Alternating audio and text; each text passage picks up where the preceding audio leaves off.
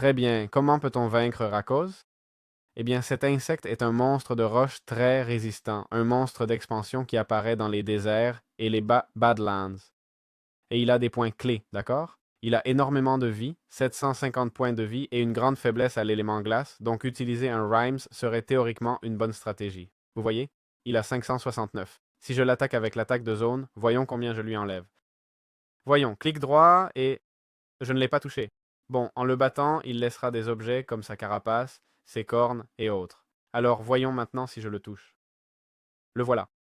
Bah, je ne lui ai pas enlevé grand-chose, en vrai. Quelles attaques a-t-il? Bien, allons vérifier. Basiquement, il a les mêmes que tous les autres. Je vous recommande, comme toujours, d'avoir des perles de l'Ender pour pouvoir vous déplacer. Là, il vient de se mettre en boule et il est parti. Ah d'accord, non, non, non. Il va m'écraser, il va me piétiner plusieurs fois, n'est-ce pas?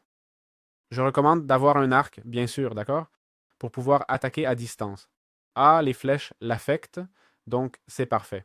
Bon, on voit que ce rugissement, si on est très loin, ne nous affectera pas.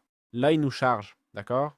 Quand il fait ce type de charge, comme vous voyez, on joue beaucoup à distance. Cette créature bouge beaucoup. Gardez à l'esprit qu'il est conçu pour être combattu dans un désert, d'accord?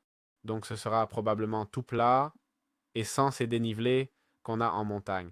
Mais là, je lui tire des flèches, il me charge encore, voyons s'il ne m'atteint pas. Ouf, je crois qu'il m'a eu, d'accord? Et franchement, c'est une créature assez simple. En fait, je dirais que c'est le plus facile que j'ai affronté jusqu'à présent, pas pour rien, mais parce qu'il t'attaque de très loin, d'accord? Tant que tu as quelques perles de Lender. Je ne sais pas combien de vie il a maintenant, je crois qu'il avait 500, et on a déjà tiré 20 ou 30 flèches. Une autre flèche, une autre perle d'Ender. En plus, comme vous voyez, une fois qu'il charge, il ne change pas de direction, donc on est plutôt tranquille. Voyons combien de vie je lui ai enlevé jusqu'à présent. Juste par curiosité, hein. Il a maintenant 418, d'accord? Le problème, c'est quand il commence à rouler, s'il roule comme ça, esquivez-le avec des perles d'Ender et ne vous concentrez pas sur tirer des flèches, ça n'a pas de sens, vous ne toucherez pas, ok? Donc voilà, c'est aussi simple de gagner le combat, d'accord? On va voir un peu les drops pour avoir une référence, mais en gros, si ça nous donne une armure qui permet de marcher sur des blocs sans sauter et qui maintient notre course. Et ça nous donne aussi l'outil spécial, une étagère à pointe. C'est ça ici, d'accord? Et cette étagère à pointe nous permet de... Ah, voilà, vous venez de le voir, d'accord? Et faire cet étourdissement de zone comme une charge, d'accord? Voyons si j'y arrive. Ça applique aussi le saignement, donc c'est super cool, d'accord? Vous voyez que ça me permet de courir. Alors regarde, clic droit et je cours, d'accord? Et là, visible sans aucun problème. Voilà comment fonctionne ce mob.